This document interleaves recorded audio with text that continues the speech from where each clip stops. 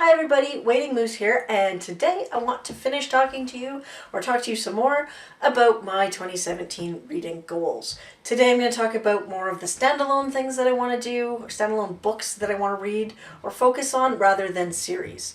Last year was a huge focus on series, and I need a break from all the series.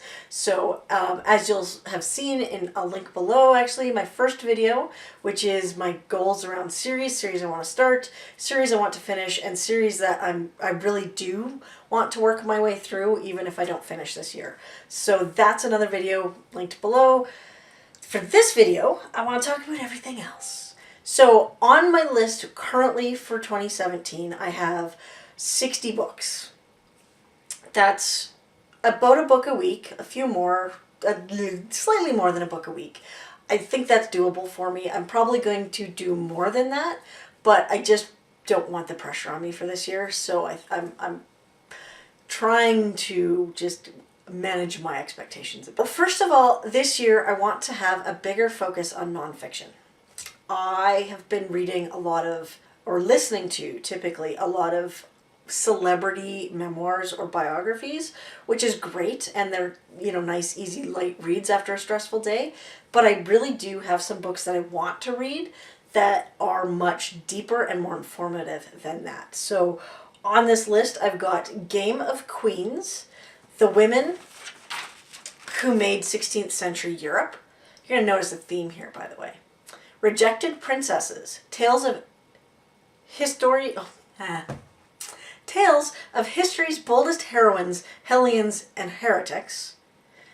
And this one doesn't fit that theme.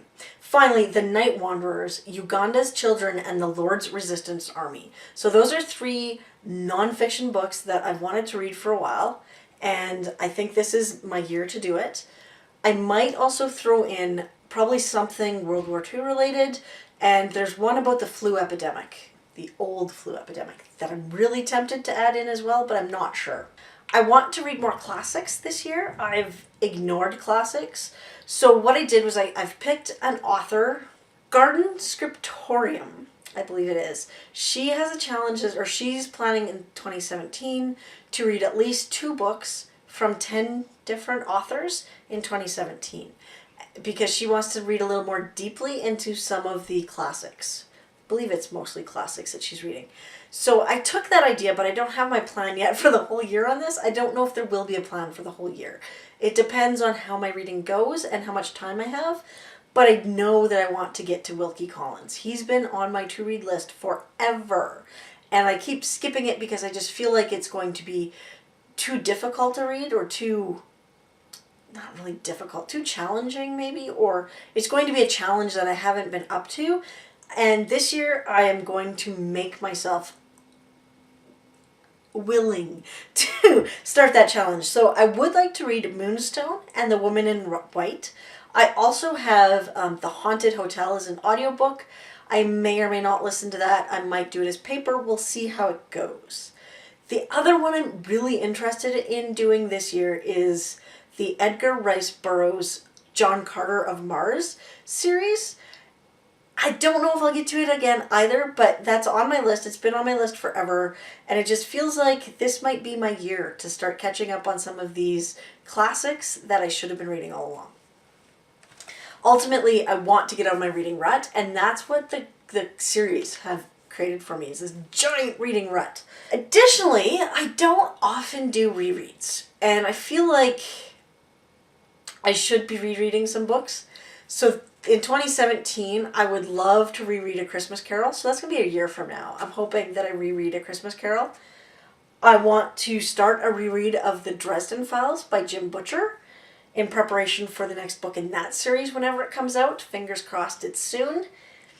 And finally, I'm debating doing a Sherlock Holmes reread, where I would pick a book, because he's got 4 full-length novels.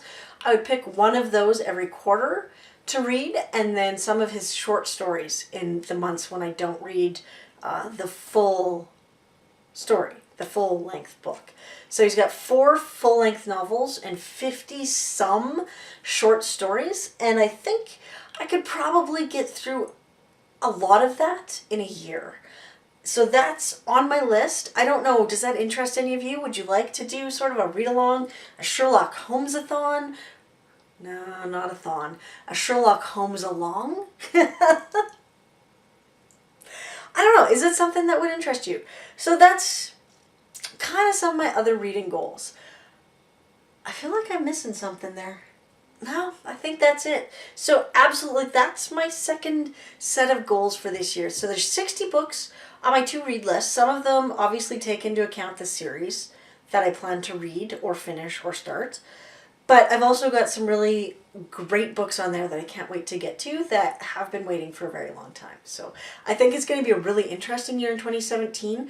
And I hope that you come along with me for the ride, because I think it's going to be a lot of fun. I'm also hoping, because I've only added 60 books this year, that I have allowed myself some more time to read new releases. I often don't read enough new releases, and I feel like when the Goodreads Awards come at the end of the year, I've read none of them. Or maybe one from a category, and it's not enough. So I'm hoping to get more new releases in this year as well, and again, that'll help me break out of my reading rut. So that is 2017 Goals Part 2 from me.